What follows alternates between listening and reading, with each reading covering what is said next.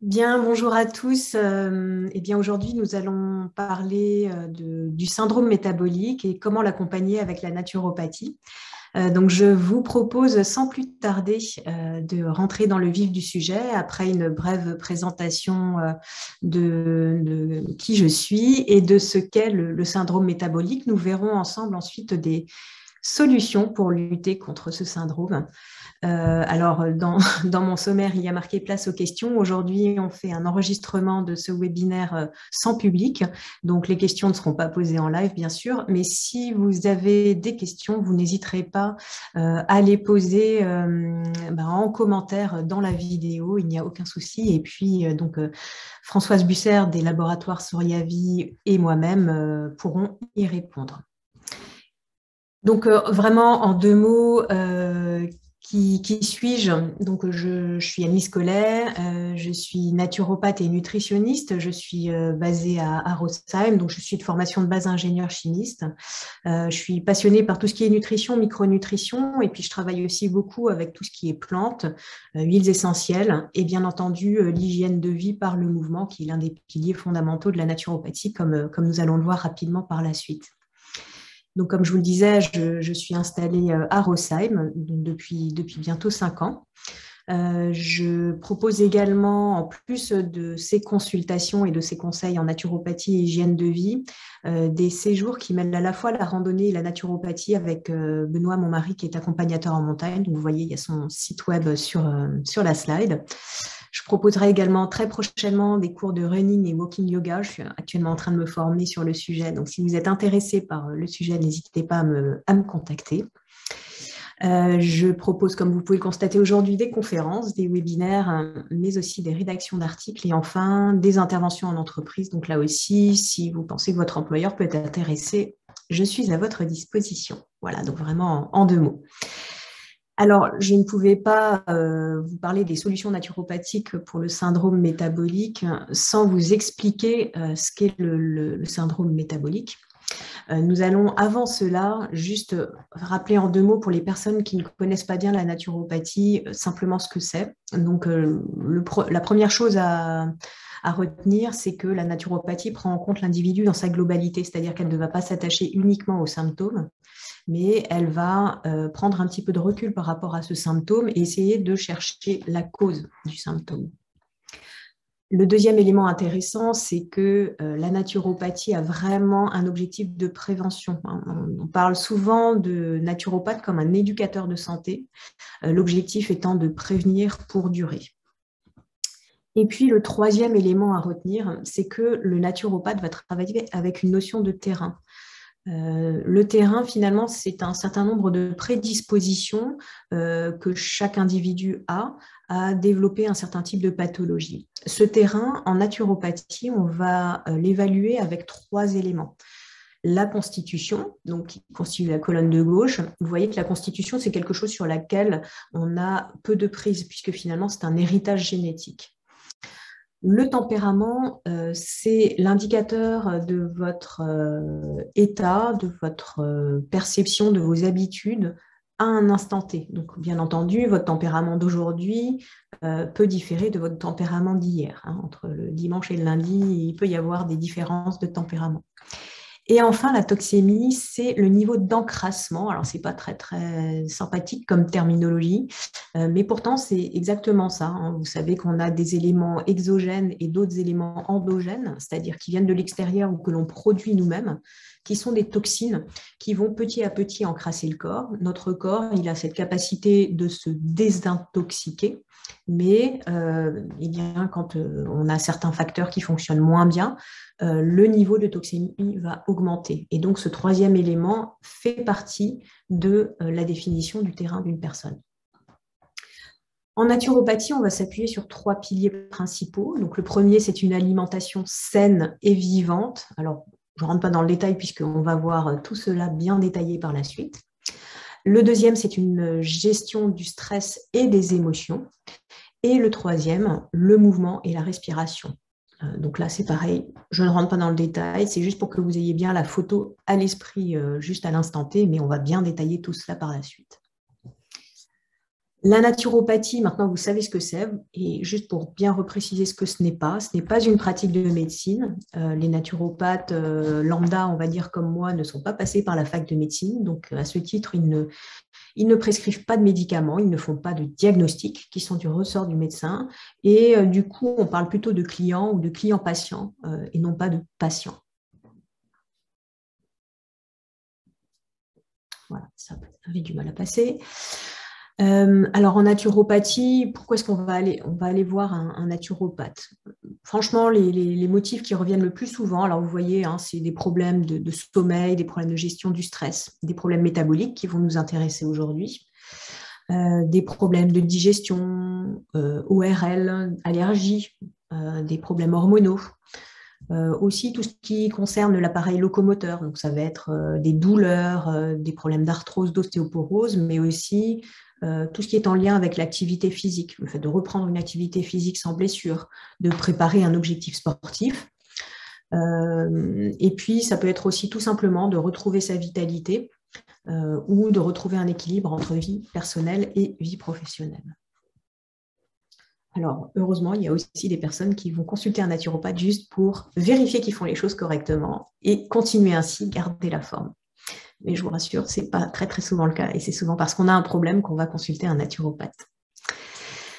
Alors, venons-en au fait, le syndrome métabolique, qu'est-ce que c'est? Eh bien, vous voyez ici les symptômes qui rentrent dans ce terme très général qu'on appelle le syndrome métabolique, aussi appelé syndrome X. Donc, premier élément, c'est l'obésité viscérale. Je vais vous donner des éléments chiffrés par la suite. Une résistance à l'insuline, de l'hypertension artérielle, un taux de triglycérides élevé, donc celui qu'on va voir dans la prise de sang, et puis un faible taux de cholestérol HDL. Donc, le HDL, retenez que c'est ce que l'on appelle en théorie le bon cholestérol. Voilà, donc il faut qu'on en ait suffisamment pour être en bonne santé. Quand on n'a pas suffisamment, c'est un facteur de risque du syndrome métabolique. Alors, les données chiffrées promises, donc vous voyez on a l'habitude de dire que l'on a un syndrome métabolique à partir du moment où on développe 3 des 5 facteurs suivants. Le premier, c'est une glycémie à jeun qui est supérieure à 1,10 g par litre, donc vous regardez votre dernière prise de sang. Le deuxième, c'est un IMC supérieur ou égal à 30. Alors l'IMC, bon, ça vaut ce que ça vaut, mais quand même, ça fait partie des éléments à prendre en compte. Donc, vous voyez, l'IMC, c'est l'indice de masse corporelle. Alors, ça s'obtient très facilement en prenant votre poids en kilogrammes que vous allez diviser par votre taille en mètres au carré. Donc, cet IMC, on a coutume de dire qu'il doit être compris entre 18,5 et 25. Donc, au-delà de 25, on est en surpoids. Au-delà de 30, on est en obésité. Alors, une fois de plus, ce n'est qu'un élément à prendre au milieu des autres éléments. On peut avoir vraiment des corpulences différentes. Vous savez que la graisse pèse moins lourd que le muscle. Malgré tout, on observe vraiment une récurrence de problèmes métaboliques et cardiovasculaires chez les personnes qui ont un IMC qui est supérieur ou égal à 30. Troisième élément, c'est la tension artérielle, donc 135 sur 85 mm de mercure. Ensuite, les triglycérides sanguins, donc là aussi, regardez votre prise de sang, c'est quelque chose qui est pratiquement systématiquement mesuré. Donc à partir du moment où ils sont supérieurs ou égaux à 1,5 g par litre, là aussi, ça fait partie des facteurs de risque du syndrome métabolique. Le périmètre abdominal, souvenez-vous, c'est l'un des éléments que j'ai présenté juste avant, l'obésité viscérale. Donc celui-ci est communément admis pour être inférieur à 94 cm chez l'homme. Donc au-dessus, on va être en facteur de risque, et 80 cm chez la femme. Nous avons ensuite le HDL cholestérol, donc ce fameux bon cholestérol, qui doit être supérieur à 0,4 g par litre chez l'homme, supérieur à 0,5 chez la femme. Alors, quelles sont les causes et facteurs de risque de ce syndrome métabolique? Comment développe-t-on ce syndrome métabolique? Première chose, vraiment, il faut vraiment bien garder ça à l'esprit, une mauvaise alimentation. Si on a vraiment une mauvaise hygiène alimentaire, il est évident qu'on va développer plus de risques qu'une personne qui va quand même faire un minimum attention à son alimentation. On va rentrer dans le détail de ce qu'est une mauvaise alimentation. Vous allez voir que ça peut venir très très vite, même quand on a l'impression de s'alimenter correctement. Première chose, c'est un excès d'acides gras saturés et trans. donc présent principalement dans les produits animaux, mais aussi dans les produits transformés et ultra transformés. Une carence en oméga 3, donc ces oméga 3 étant présents dans tout ce qui est poisson gras, dans de bonnes huiles comme l'huile de colza, l'huile de lin, l'huile de noix, et puis les noix, justement, les graines de lin. Un excès de glucides, alors les glucides c'est quoi? C'est tout ce qui est sucré et tout ce qui ressemble à du sucre mais sans le goût sucré. Je m'explique, ça peut être du pain blanc, des pâtes blanches, si on a tendance à manger trop de féculents, entre guillemets, même si on ne mange pas du tout de produits sucrés, eh bien cet excès de glucides aura tendance à être transformé en triglycérides et donc constituer un facteur de risque du syndrome métabolique. Une carence en fibres dans l'alimentation, donc les fibres étant présentes dans tout ce qui est aliments complets ou semi-complets, hein, du riz complet, du pain complet, et puis aussi, bien entendu, dans tous les fruits et légumes, principalement crus et frais, ou en tout cas non épluchés. Un excès de fer, trop de fer dans l'alimentation. Alors, ça peut être d'origine endogène, c'est-à-dire qu'on a du mal à éliminer le fer ou en tout cas, on en métabolise de trop, ou bien on en apporte trop dans l'alimentation. Donc là, ce sera une source exogène. Un déficit en vitamine D. Pourquoi? Parce que la vitamine D peut avoir un impact sur la calcification, donc la sclérose des vaisseaux. Donc, il est important, là aussi, de ne pas avoir de déficit en vitamine D. Et idem, une carence en magnésium et éventuellement en vitamine K, là, c'est plus en lien avec tout ce qui est hypertension artérielle. Enfin,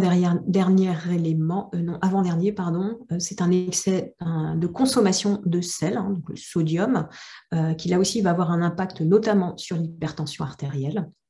Un excès d'alcool et de café, et ou d'ailleurs de café, c'est pas forcément les deux, mais ça peut être l'un ou l'autre.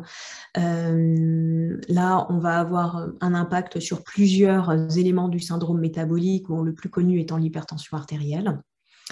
Et puis des pollutions alimentaires, notamment présentes dans les plastiques comme les bisphénols et les phtalates. Pourquoi? Parce que cela va impacter notamment la bonne détox du foie, le foie ayant un rôle extrêmement important dans la gestion du syndrome métabolique.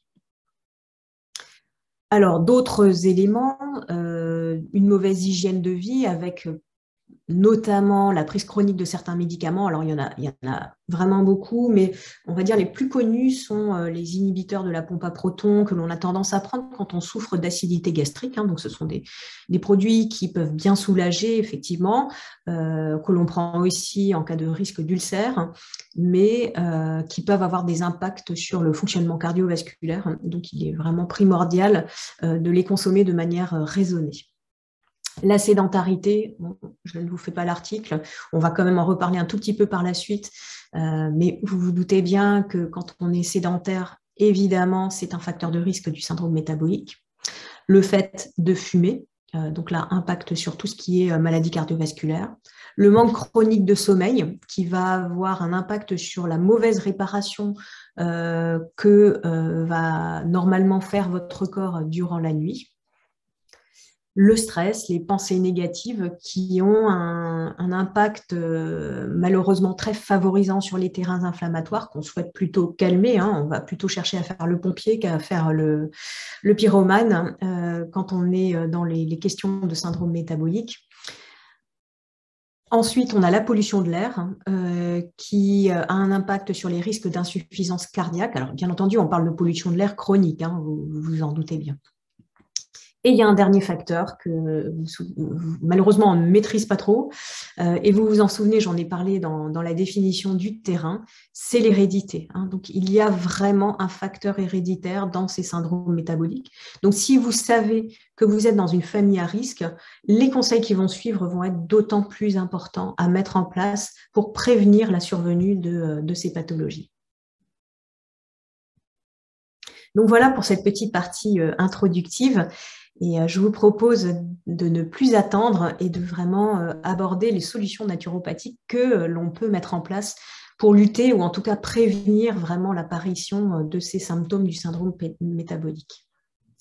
Alors pour ce faire, je vais vraiment me baser sur les 3 piliers de la naturopathie que je vous ai présentés tout à l'heure. Hein, vous vous souvenez, l'alimentation, tout ce qui est équilibre psycho-émotionnel, la gestion du stress et des émotions, et puis tout ce qui est mouvement, respiration, que l'on appelle communément activité physique. Donc en naturopathie, pour répondre à ces 3 piliers, on se base sur 10 techniques. Donc vous voyez en bleu les trois principales dont j'ai déjà parlé. Et puis, donc voilà, ces 3-là, hop.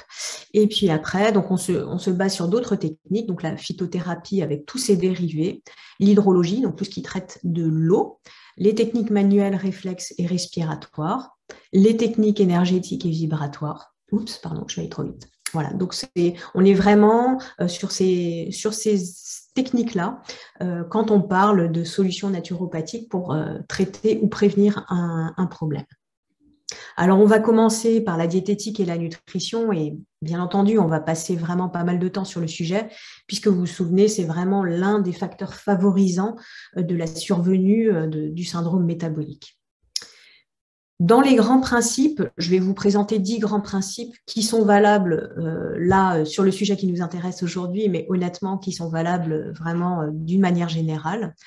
Le premier étant d'avoir une alimentation qui soit saine. Alors j'ai mis entre guillemets parce que ça veut vraiment tout et rien dire, l'alimentation saine. Premier élément là-dedans, c'est de consommer des aliments complets. Donc, vous vous souvenez, je vous ai parlé des fibres. Donc, dans les aliments complets, on va retrouver à la fois les fibres, mais aussi tout ce qui est vitamines, minéraux, oligo-éléments. Donc, des nutriments qu'on n'aura pas besoin de chercher ailleurs si on les prend déjà dans une alimentation complète. Précaution à prendre quand on consomme des aliments complets, c'est qu'il faudrait qu'ils soient bio et ou de qualité. Voilà, prenez vraiment, comment dire, approvisionnez-vous chez un maraîcher, par exemple. Vous savez qu'il travaille correctement, entre guillemets, c'est-à-dire qu'il ne va pas surconsommer de produits chimiques. Pourquoi? Parce que tous ces produits chimiques, les engrais, les pesticides, se logent aussi dans l'enveloppe des grains. C'est-à-dire que si vous achetez un pain complet mais qui n'est pas issu de farine bio, vous aurez les fibres, vous aurez les vitamines, les minéraux, super. Par contre, vous aurez aussi les pesticides et les engrais. Donc vraiment, gardez bien ce point-là à l'esprit. Essayez d'avoir une alimentation qui soit à la fois crue et cuite, c'est-à-dire il ne s'agit pas d'être crudivore et de manger exclusivement du cru, mais alterner du cru et du cuit parce que la cuisson altère malgré tout un certain nombre de composés chimiques, notamment les vitamines qui sont très sensibles à la chaleur. Mais la cuisson peut aussi améliorer la digestibilité et le processus enzymatique. Donc il ne faut pas se dire je pars dans un sens ou dans l'autre, c'est vraiment avoir une alimentation variée. Bien entendu, essayez d'avoir une alimentation qui soit peu ou pas transformée. Bon, ça semble relativement logique. Ensuite, donc voilà, il ne s'agit pas d'avoir une alimentation vertueuse 100% du temps, parce que sinon, notre deuxième pilier de la naturopathie, qui est la gestion des émotions, va être complètement en déséquilibre, on va être complètement frustré. L'idée, c'est d'avoir un équilibre alimentaire sur une semaine. Donc, essayez de ne pas faire comme l'illustration ici, où en fait, je fais super gaffe du lundi au jeudi, je mange des brocolis et des carottes. Et puis du vendredi au dimanche, c'est la foire à n'importe quoi. Non, l'idée, c'est d'avoir globalement une alimentation équilibrée et de s'offrir des petits plaisirs de temps en temps. Troisième élément, ça c'est vraiment très important, avoir un apport suffisant en protéines. Donc, les protéines, en théorie, c'est presque à chaque repas. Mais quand vous entendez protéines, souvent on entend la viande. Alors, il y a plein d'autres protéines. Il y a les poissons, les œufs, les fruits de mer, les crustacés. Et puis, il y a aussi les protéines végétales. Vous voyez ici que je vous en ai mis quelques exemples. Retenez que, en gros, les protéines végétales, ce sont tous les produits à base de légumes secs, les lentilles, etc. Tous les produits à base de soja. Donc, le soja peut être un très bon aliment. Il s'agit de le sélectionner correctement, c'est-à-dire bio, là vraiment 100% obligatoire, et puis de qualité, c'est-à-dire des produits qui sont peu transformés, mais qui vont vous apporter des protéines vraiment de qualité. C'est un produit très complet, le soja. Après, on a d'autres sources de protéines végétales, comme les champignons, par exemple, des graines, des fruits à coque. Mais retenez que c'est surtout les légumes secs qui vont vous apporter des protéines en quantité importante. Donc l'OMS, l'Organisation mondiale de la santé, recommande d'avoir la moitié d'apport en protéines végétales et l'autre moitié d'apport en protéines animales. Donc gardez bien à l'esprit là aussi une certaine variété dans votre source de protéines. Donc, toujours dans cet esprit de variété, les céréales. Alors, les céréales, c'est-à-dire, c'est toutes les graines, hein, le riz, le quinoa, le blé, etc. Essayez d'avoir quelque chose de varié, de ne pas consommer tout le temps du blé.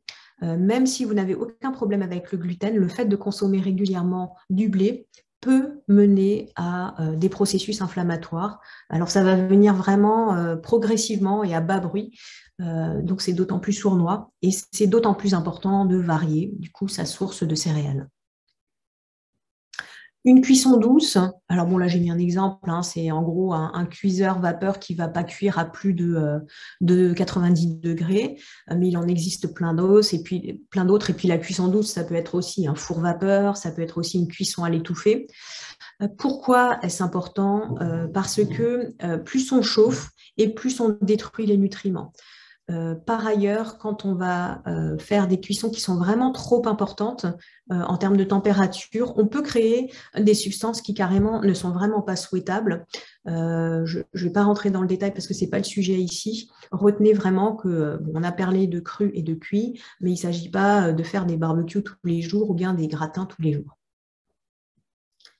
Les bonnes graisses, donc j'en ai déjà un petit peu parlé, donc essayez de les varier. Alors les graisses, on va les trouver dans les produits animaux, ce sera plutôt des fameux oméga 6 hein, qui sont présents un petit peu trop dans notre alimentation. Là, ce qu'on va chercher à privilégier, ce sont les oméga 3 présents, donc par exemple, comme je l'ai dit, dans les petits poissons gras, mais aussi dans les huiles de colza ou de lin ou dans les fruits à coque que vous voyez ici. Alors surtout dans les noix, hein, en fait les amandes, les noisettes, tout ça, il y en a un petit peu moins.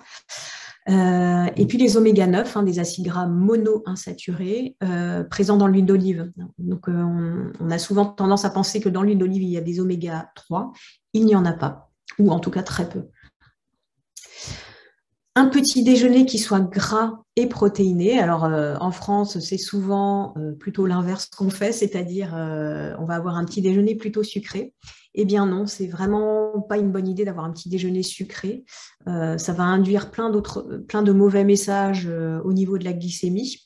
Et puis, ça va également, en fait, ce sera mal digéré parce que le matin, on ne produit pas ou très peu d'enzymes pour digérer tout ce qui est glucides. Donc, gras et protéinés, ça peut être par exemple ce que vous voyez ici. Alors, on aura un petit peu de glucides avec le pain et sinon, on aura des bonnes protéines avec des œufs à la coque et un petit peu de fromage. Alors, bon, là, c'est déjà un petit déjeuner assez costaud, mais sur le principe, c'est vraiment une très bonne idée, par exemple, de manger des œufs le matin, même si on a du cholestérol. La boisson, alors faites votre choix entre le haut et le bas. Je vous propose plutôt le haut que le bas. Évidemment, donc on va limiter sa consommation d'alcool, mais par contre, il faut avoir une quantité de liquide suffisamment importante. Et d'ailleurs, je vais en profiter pour boire un petit peu.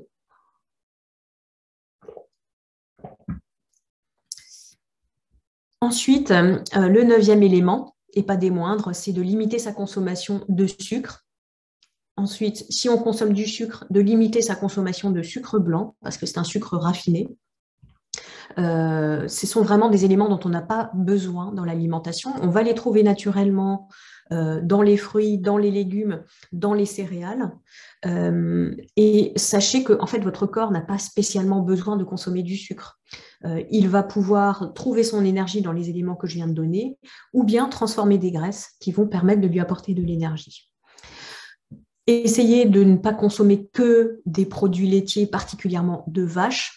Ils sont réputés comme étant là aussi pro-inflammatoires, un petit peu comme le gluten. Donc, vous n'avez pas d'intolérance, tant mieux pour vous. Mais sachez qu'il est intéressant de limiter et de peut-être aller sur des produits laitiers de plus petits mammifères que sont la chèvre, la brebis, ou éventuellement des produits à base de fruits à coque comme les boissons végétales, d'amandes, de noix, etc. Même si on n'a pas spécialement besoin, mais ça peut être intéressant pour continuer à apporter du plaisir dans l'alimentation. Le dernier point, et pas des moindres, ce sera de manger en conscience, c'est-à-dire d'essayer de prendre son temps, de bien mâcher, d'être conscient de ce qu'on mange, d'apprécier ce qu'on mange, d'admirer son assiette. Alors, je sais que ce n'est pas toujours facile à faire, hein, je veux dire, je suis moi-même bien occupée, j'ai moi-même des emplois du temps bien chargés, mais dès que je peux, j'essaye là aussi de mâcher, déjà, ne serait-ce juste que ça, mâcher, insaliver ce qu'on a en bouche, et le travail sera d'autant plus facilité pour notre système digestif. Deuxième point important par rapport au sujet qui nous concerne aujourd'hui quand on mange suffisamment lentement, c'est que la satiété viendra beaucoup plus facilement. On sera beaucoup plus à l'écoute de cette satiété et donc naturellement, on mangera moins. Donc retenez bien que ça c'est important. Un des éléments vraiment marquants si on mange suffisamment lentement, c'est est-ce que je suis le dernier à terminer quand on est plusieurs à table. Vous allez vite vous rendre compte que si vous mangez trop vite, vous n'êtes jamais le dernier à terminer, sauf si bien sûr vous êtes servi 2 ou 3 assiettes, ce que l'on ne souhaite pas évidemment. Voilà donc pour ces 10 grands principes. Alors, quels sont les aliments à favoriser dans le syndrome métabolique? Vous l'avez compris, les fibres, parce qu'elles permettent de ralentir l'absorption des nutriments, parce qu'elles sont également un facteur préventeur, notamment au niveau du cholestérol. Donc, on a vraiment tout intérêt à intégrer des fibres dans l'alimentation. Une alimentation à IG bas. Alors, IG bas veut dire index glycémique bas. L'index glycémique, en fait, c'est la capacité d'un aliment à faire augmenter le taux de sucre dans votre sang, c'est-à-dire la glycémie. Si vous consommez des aliments qui ont un index glycémique élevé, forcément, votre glycémie va augmenter plus vite. Et le fait d'avoir des pics de glycémie va générer des pics d'insuline. L'insuline étant fabriquée par le pancréas, ça peut provoquer ensuite des hypoglycémies derrière qui vont de nouveau vous donner envie de manger des aliments à index glycémique élevé. Et donc, vous allez faire le yo-yo comme ça toute la journée. Et ça, c'est non seulement quelque chose qui va favoriser le stockage, et également favoriser la fatigue de votre pancréas ou la résistance à l'insuline de vos cellules, ou le pire, les trois. Donc vraiment, essayez d'être attentif et d'avoir une alimentation qui a un index glycémique le plus bas possible. Donc, ne serait-ce que de consommer des aliments riches en fibres va permettre de diminuer l'index glycémique de vos aliments. D'autres aliments à favoriser dans votre assiette de tous les jours, ce sont peut-être ce qu'on va appeler des auxiliaires de cuisine, donc les aliacés, les aromates, les épices. Alors, quelques exemples ici, le cumin, la cannelle et le curcuma. Donc, vous voyez leurs propriétés. Alors, évidemment, ce n'est pas des solutions miracles, il faut tout miser là-dessus, mais ce sont des petites choses, des petits bonus que vous pouvez rajouter dans votre assiette. Le thé vert, qui est une boisson très connue, notamment pour diminuer l'absorption du fer, donc chez les personnes qui auront un taux de ferritine trop élevé, mais aussi qui est un antioxydant majeur, comme le cumin, comme le glutathion. Donc, je ne peux que vous recommander de consommer quelques tasses de thé vert. Alors, il ne faut pas non plus en consommer de trop, mais vous pouvez sans problème consommer 2-3 tasses de thé vert par jour. Des oméga 3, j'en ai déjà largement parlé. Alors, pourquoi basse température? C'est tout simplement que les oméga 3 sont sensibles à la chaleur. Donc, si vous avez tendance à chauffer, à cuisiner avec de l'huile de colza ou avec de l'huile de lin, je vous recommande d'arrêter ces habitudes-là parce que ça peut même devenir toxique, ça peut rancir à la chaleur ou s'oxyder. Donc, il est vraiment préférable de les consommer à basse température, de ne pas les cuire. Par contre, on peut les rajouter sans problème sur une assiette. Les oméga 9, donc vous vous souvenez, c'est dans l'huile d'olive, dans les avocats également, qui seront très favorables à la prévention cardiovasculaire. Rappelez-vous de la cuisine méditerranéenne qui se base sur notamment les olives et l'huile d'olive. Ce n'est pas un hasard qu'on parle de cette diète méditerranéenne pour la prévention cardiovasculaire. Et puis, donc, des légumes soit crus, soit cuits à la vapeur douce, j'en ai déjà parlé un petit peu avant, pour limiter la détérioration des nutriments qui sont présents dans ces légumes. Alors, justement, la diète méditerranéenne, sur quoi est-elle basée? Donc, vous voyez cette pyramide alimentaire. Donc, en gros, ça veut dire que ce qui est en bas, c'est vraiment ce qu'il faut favoriser pratiquement à chaque repas. Et puis, plus on monte, moins on va les consommer. Donc, la diète méditerranéenne, elle est, vous le savez, basée sur des fruits, des légumes, des céréales complètes, de l'huile d'olive, des noix, des légumes secs, des graines, des herbes et des épices à chaque repas ou presque. Et puis, donc, on va rajouter à plusieurs repas donc, des poissons, des fruits de mer, un petit peu moins souvent de la volaille et des œufs, ainsi que des produits laitiers et plutôt produits laitiers de chèvre et de brebis. Vous voyez qu'on parle également de vin, donc avec modération, un verre par jour, plutôt le midi et plutôt au milieu des repas.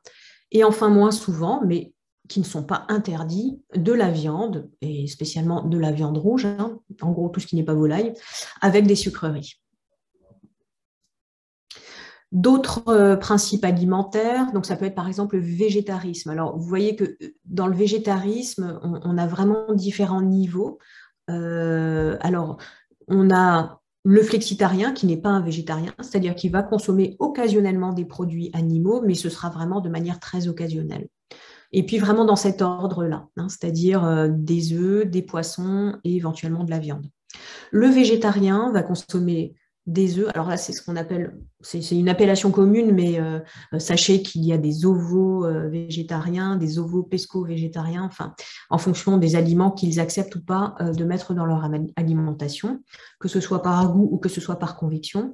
Donc le végétarien, on a coutume de dire qu'il consomme des œufs, mais par contre, il ne consomme pas de poisson ni de viande.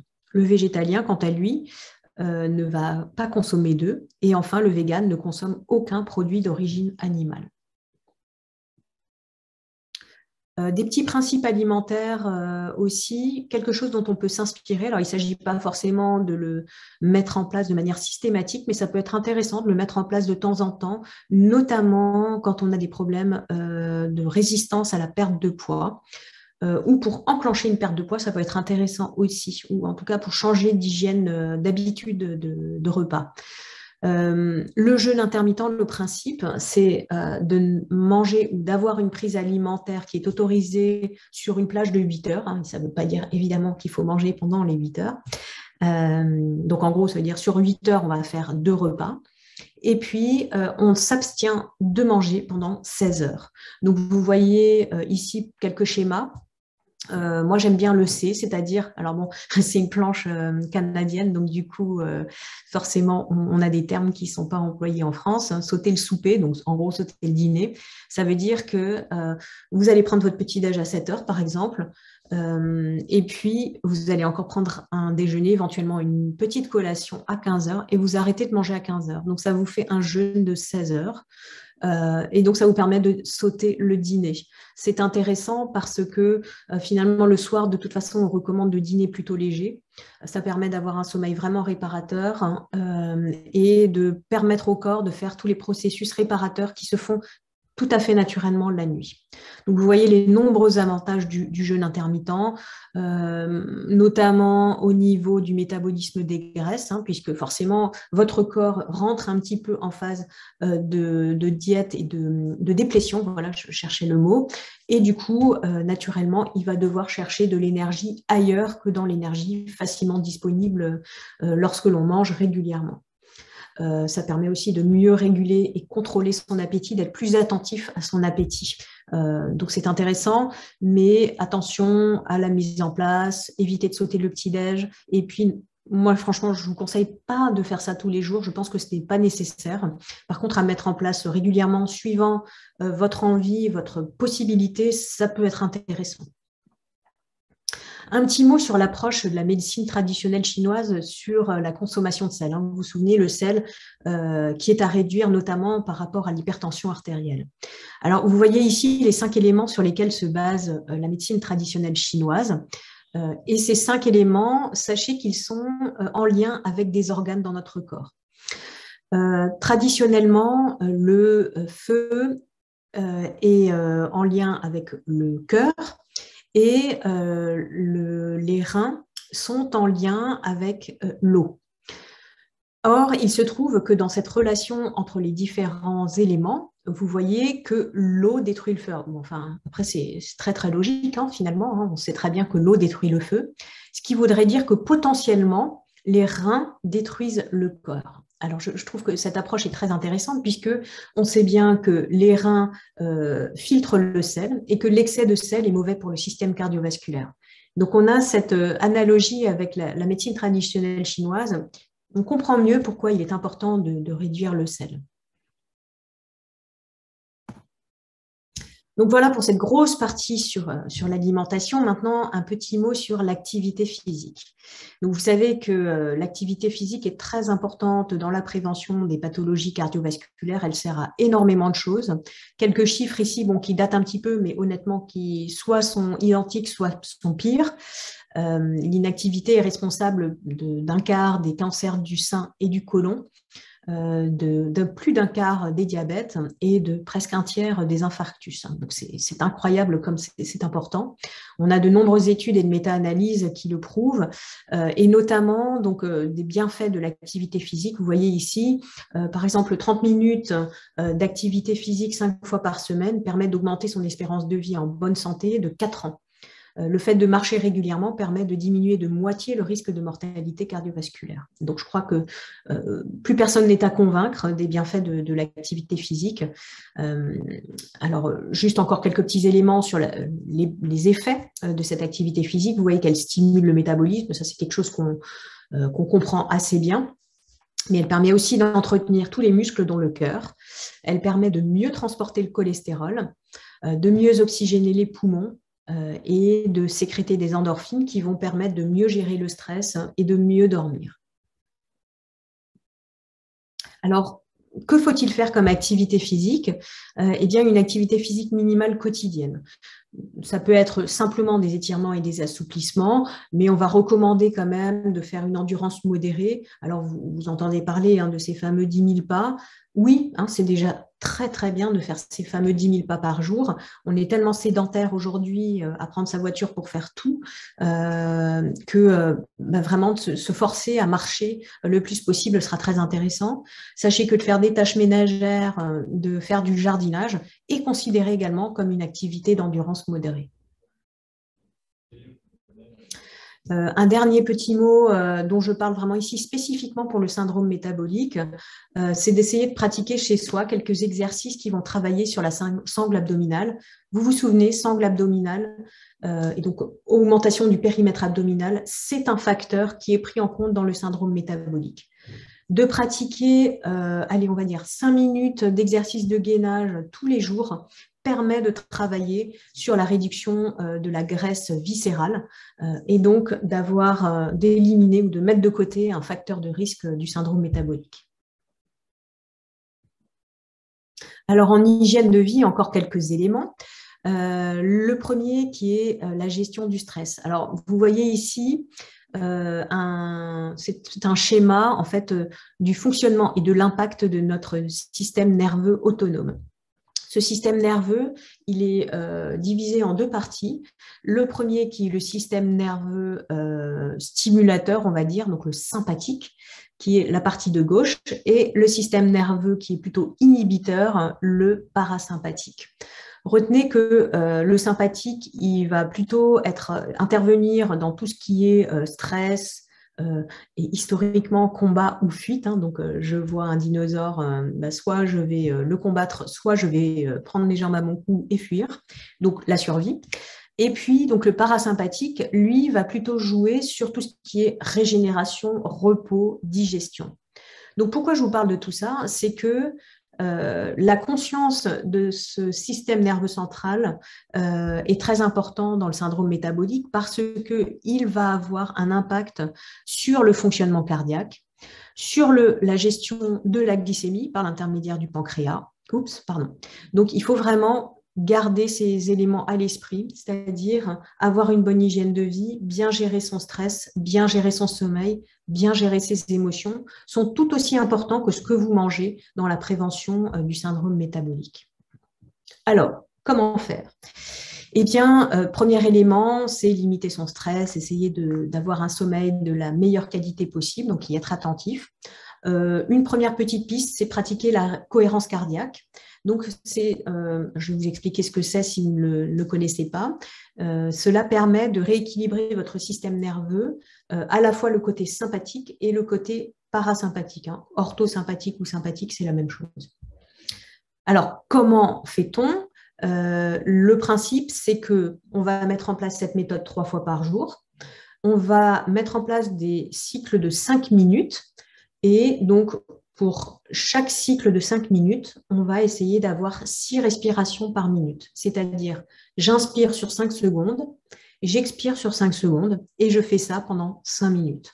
Donc, vous allez avoir des cycles de 30 respirations, idéalement à pratiquer 3 fois par jour. Alors, franchement, ça semble peut-être compliqué comme ça, hein, on appelle ça la méthode 3-6-5. Ça semble un peu compliqué, mais finalement, c'est très, très naturel et ça vient très vite. Et surtout, n'hésitez pas, il existe beaucoup d'applications ou de vidéos sur YouTube que vous pourrez trouver qui vous permettent de vous guider dans votre respiration, hein, avec souvent des jolis dessins qui évoluent, des courbes comme ça qui montent et qui descendent.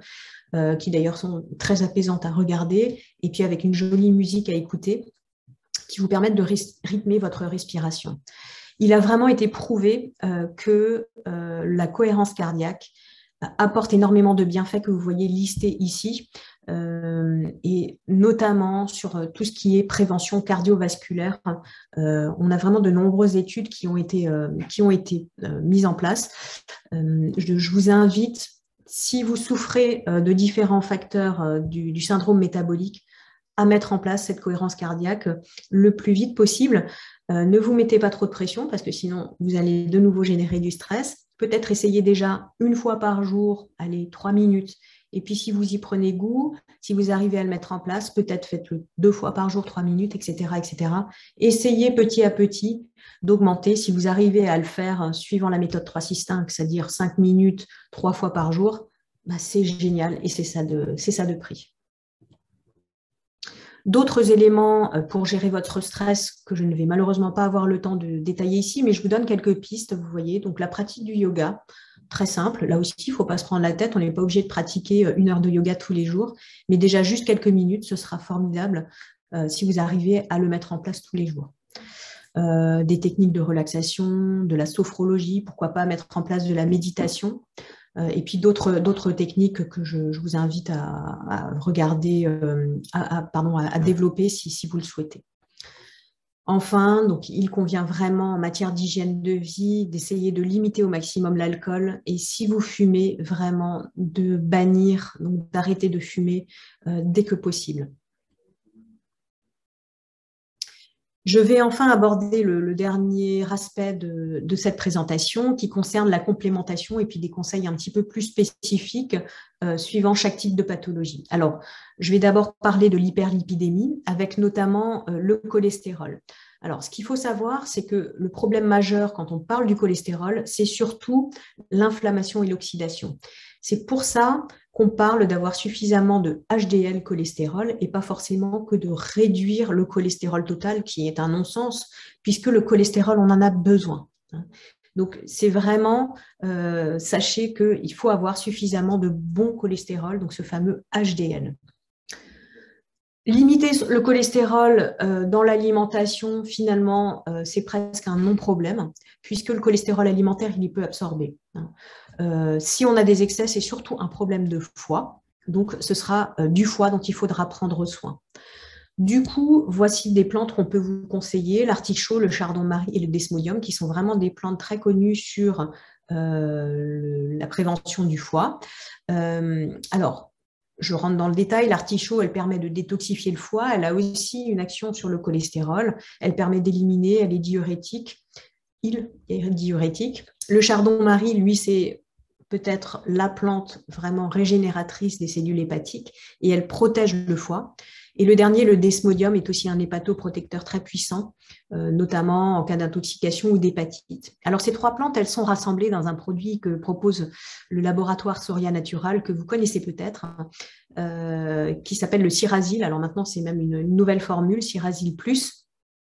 C'est vraiment un produit phare du laboratoire que je ne peux que vous recommander de tester si vous ne l'avez pas encore testé, qui vraiment remet les choses d'équerre au niveau du foie.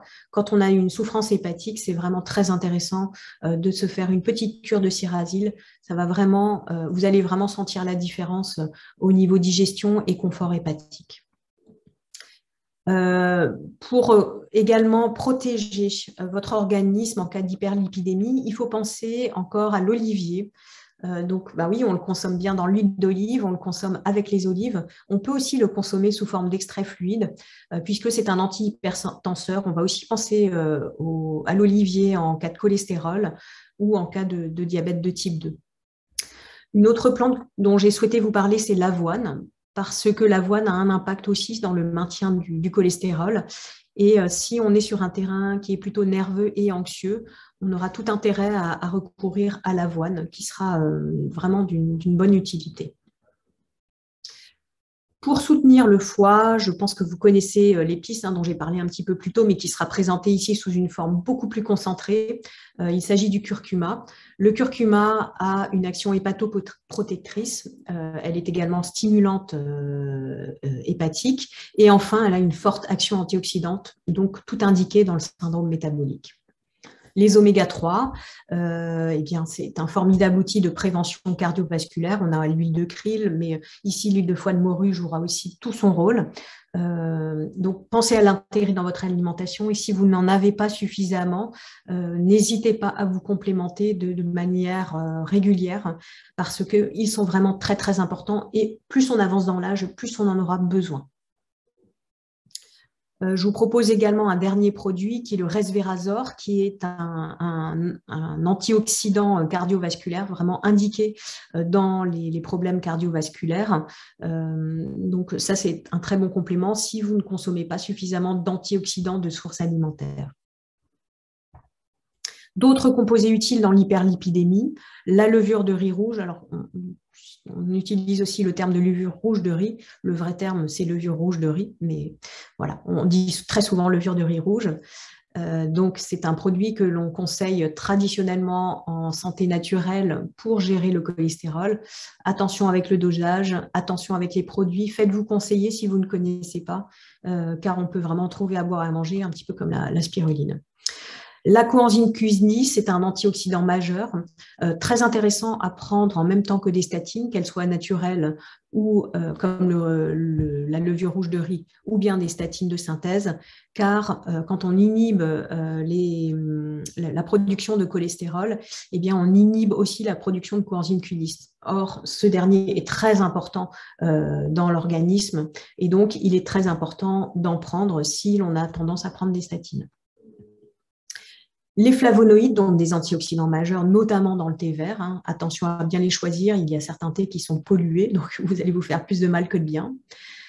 N'hésitez pas à intégrer l'ail dans votre alimentation et en particulier l'ail noir, qui est un ail fermenté, qui sera un antioxydant puissant et qui a une action favorable sur les hyperlipidémies, hein, des actions qui sont vraiment documentées par des études scientifiques. Enfin, le psyllium. Alors, je ne sais pas si vous connaissez, le psyllium, c'est présent sous forme de petites poudres. On trouve ça maintenant de manière très, très courante dans les parapharmacies, pharmacies ou dans les magasins bio. Le psyllium est très riche en fibres qui vont permettre de réduire l'absorption du cholestérol. Dans le diabète de type 2, nous avons de nombreux composés que l'on peut trouver dans l'alimentation ou en complémentation. Alors, il y a le chrome qui est très connu, c'est un cofacteur de l'insuline qui va vous aider à diminuer la glycémie à jeun. La cannelle, qui est un léger hypoglycémiant à jeun et qui sera également favorable en hyperlipidémie. Donc, on peut l'intégrer facilement dans l'alimentation. L'acide alpha-lipoïque, c'est un antioxydant puissant. Alors celui-là, il faudra plutôt le prendre en complément alimentaire, d'autant plus qu'il est très intéressant de l'associer avec la vitamine B12 parce que les deux vont se régénérer. La coenzyme Q10, on en a déjà parlé, c'est un antioxydant majeur, mais il a en plus un rôle sur le contrôle de la glycémie et sur l'hémoglobine glyquée, qui est un marqueur de diabète, enfin de prédiabète, voire d'évolution de la glycémie, donc de diabète. Le magnésium, sachez que si vous êtes en carence de magnésium, ce qui arrive quand même très très souvent, eh bien, cela favorise l'insulinorésistance. Et enfin, un composé que l'on peut utiliser, qui est un composé naturel présent dans l'épine vinette. C'est une plante que vous voyez dessinée en bas à droite, qui a finalement la même action peu ou prou que la metformine, qui est un médicament que l'on prend, qui est un antidiabétique. Donc là, je vous donne des pistes, évidemment. N'arrêtez pas de vos médicaments, ne faites rien sans l'accord de votre médecin, de votre cardiologue, de votre endocrinologue, hein, par pitié. Enfin, quelques petits conseils spécifiques pour le diabète de type 2. Donc, évidemment, on arrête les sucres raffinés. On essaye, pourquoi pas, de mettre en place un jeûne intermittent, pardon, ou voire même un jeûne hydrique. Mais là, je vous conseille aussi de vous faire accompagner parce que ce n'est pas anodin comme méthode. Et puis, essayer de mettre en place une alimentation à IG bas, donc l'index glycémique bas. Pour mémoire, donc ici, sur le côté droit, en bleu, des facteurs qui diminuent l'index glycémique, donc le fait d'avoir des fibres, ça j'en avais parlé, le fait d'avoir des lipides, donc des corps gras, par exemple, si l'on mange du chocolat, ben pourquoi pas le manger avec des amandes, l'acidité, et enfin la teneur en protéines. Donc si par exemple on souhaite manger je ne sais pas moi, des pâtes, pourquoi pas les allier avec des lentilles, hein, pas forcément des protéines animales. Et donc les facteurs qui augmentent l'index glycémique, ça va être l'extrudation, par exemple tout ce qui est céréales soufflées ou les galettes de riz soufflées, tout ce qui est cuisson très importante, la friture, le four, les gratins, le barbecue. Tout ce qui est mûrissement, donc plus vous allez avoir des fruits et des légumes mûrs, plus l'index glycémique va augmenter. Et enfin, la texture, par exemple, consommer plutôt des carottes râpées qu'une purée de carottes. Voilà quelques petits exemples d'aliments à index glycémique élevé en bas de votre écran, mais on en a déjà un petit peu parlé. Alors, dans le diabète de type 2, on a de nombreux composés qui sont utiles. Alors, on a la chance avec le laboratoire Soria Natural d'avoir des produits vraiment spécifiques, avec l'un qui s'appelle le Diabésil, qui est vraiment un produit qui va vous permettre de mieux gérer le glucose sanguin. Et puis un autre produit qui va permettre d'éviter de transformer les glucides ingérés en sucre et donc en graisse, donc facteur de risque d'augmentation des triglycérides. Donc ces deux produits sont à utiliser sur conseil d'un thérapeute, mais qui peuvent vraiment vous aider à mieux gérer votre glycémie. Et puis je vais traiter encore juste l'hypertension artérielle avec des conseils spécifiques. Donc hygiène de vie, bien entendu, diminuer le stress, mettre en place par exemple la cohérence cardiaque comme on l'a vu tout à l'heure, diminuer les produits animaux particulièrement pro-inflammatoires que sont la viande rouge, les charcuteries, les fromages à pâte dure, qui sont aussi des produits qui sont très riches en sel, notamment les deux derniers. Et donc, on va essayer de diminuer au maximum sa consommation de sel. Vous voyez quelques petites équivalences ici, sachant qu'on recommande de ne pas consommer plus de 5 grammes de sel par jour. Bien, vous voyez que si vous consommez 3 tranches de pain avec, je ne sais pas moi, 2 tranches de jambon, donc là, on est déjà à 3 grammes.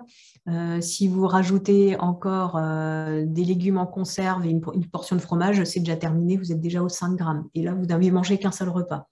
Donc, faites très attention à cette consommation de sel qui est vraiment présente partout et en particulier dans le pain, la charcuterie, les fromages et tous les produits transformés. Et puis, bien sûr, perdre du poids est un facteur aggravant, enfin, le surpoids est un facteur aggravant dans la gestion de l'hypertension artérielle. Donc, on a tout intérêt à contrôler son poids, à essayer de le perdre. Donc, pour ce faire, la simple mise en place d'une activité physique régulière, par exemple 30 minutes de marche, au moins une fois par jour, hein, sera vraiment tout à fait indiqué. Dernier élément dont on a déjà parlé précédemment, pourquoi pas mettre en place un jeûne, donc cette fois-ci un jeûne hydrique, donc basé uniquement sur des boissons, donc de l'eau, des tisanes, éventuellement des jus de légumes, mais de manière encadrée 1 à 2 fois par an, peut vous aider à mieux gérer votre hypertension artérielle. Quelques complémentations. Alors l'ail, vous vous souvenez, on en a déjà parlé, hein, l'ail noir, donc l'ail fermenté. L'olivier, qui est vraiment une plante du syndrome métabolique, donc une plante majeure du syndrome métabolique. L'aubépine, alors là, c'est une plante qu'il faut retenir dans tout ce qui est régulation du rythme cardiaque. Le potassium, qui va permettre de prévenir l'hypertension artérielle chez les gros consommateurs de sel, puisqu'il va permettre de bien rééquilibrer l'équilibre qui doit se faire entre différents minéraux, le potassium, le calcium, le sodium. Donc, vous voyez des aliments qui sont très riches en potassium. Il y en a un qui est très connu, c'est la banane. Pensez aussi à l'avocat, également les champignons ou bien la betterave. Dans l'alimentation, on va également essayer de forcer sur le magnésium, hein, donc au même titre que le potassium. La vitamine K et particulièrement la vitamine K2, MK7, qui est une forme bien particulière de vitamine K, qui va permettre de limiter les dépôts calciques là où on ne le souhaite pas. Des antioxydants en quantité importante dans l'alimentation. Alors, on va les retrouver dans la coenzyme Q10, hein, vous vous souvenez, j'en ai déjà parlé, mais aussi tout simplement dans la vitamine C ou dans du thé vert. La vitamine D, là aussi, j'en ai déjà parlé. Alors, la vitamine D, elle a de nombreux impacts, dont une action rénale qui va permettre de diminuer la production de rénine. Et enfin, les oméga 3 qui vont avoir un effet vasodilatateur. Donc, forcément, si on augmente les vaisseaux, ça va permettre de diminuer l'hypertension artérielle. Voilà, ben, j'en ai fini avec cet exposé très dense. J'espère que j'ai apporté de premiers éléments de réponse à toutes vos questions sur le syndrome métabolique. Donc, comme dit en début de vidéo, n'hésitez pas à nous envoyer vos questions soit en commentaire dans cette vidéo, soit vous pouvez me les envoyer par mail, donc vous voyez mes coordonnées ici, soit vous pouvez les envoyer également par mail au laboratoire Soriavi. Vous verrez les coordonnées dans la présentation de la chaîne YouTube du laboratoire.